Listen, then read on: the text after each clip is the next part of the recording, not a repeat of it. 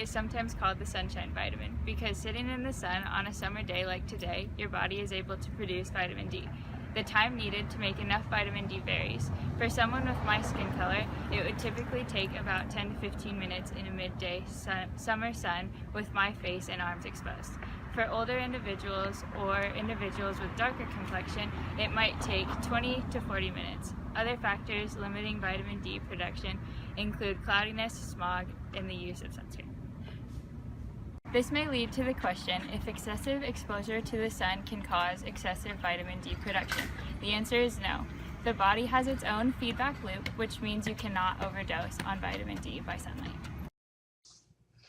Let's take a look how this works. There is a cholesterol-based compound in our skin, where when UVB light waves from the sun hits our skin, the body converts it to a pre-vitamin compound called D3. Once vitamin D3 is produced in the skin, it is transported to the bloodstream and carried to the liver. In the liver, it is converted to vitamin 25D. This conversion is swift and automatic. Some of 25D will be converted to another form called 125D.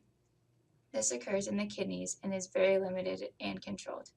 Both 25D and 125D are metabolically active. The 25D is most variable and reflects overall vitamin D status. If you consume more or have more skin production, there is more of 25D in the blood. The amount of 125D in the blood is stable with wide ranges of vitamin D intake and production. The 25D form is important to overall health, whereas the 125D form is important for calcium regulation. The three target tissues for 125D are the small intestines, kidneys, and the bone. It is now fall, and the skin production of vitamin D is dropping. For individuals living in the northern latitudes, the amount of vitamin D produced by the skin may drop to near zero. Because vitamin D has a half-life of about 2 weeks, the vitamin D produced in your skin during the summer will be gone in 1 to 2 months. Generally, if you live in a location above the 42nd latitude line, like we do in Ames, Iowa, you will need to get your vitamin D from dietary sources or take a supplement. There are natural sources of vitamin D such as salmon, tuna, fish, eggs, and mostly significant source of vitamin D from the diet in the United States is from fortified milk. Milk is not naturally rich in vitamin D, but since the 1940s, vitamin D has been added to milk. The same amount is added to all types of fluid milk like skim, 1%, 2%, and whole milk, so they all provide the same amount of vitamin D.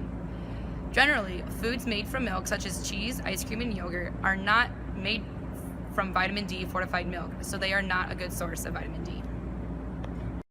It is now winter and studying must be done inside to avoid the cold weather. For most individuals, they will need to take a supplement during the winter months to maintain good vitamin D blood levels. Dietary sources are good, but generally do not provide sufficient amounts.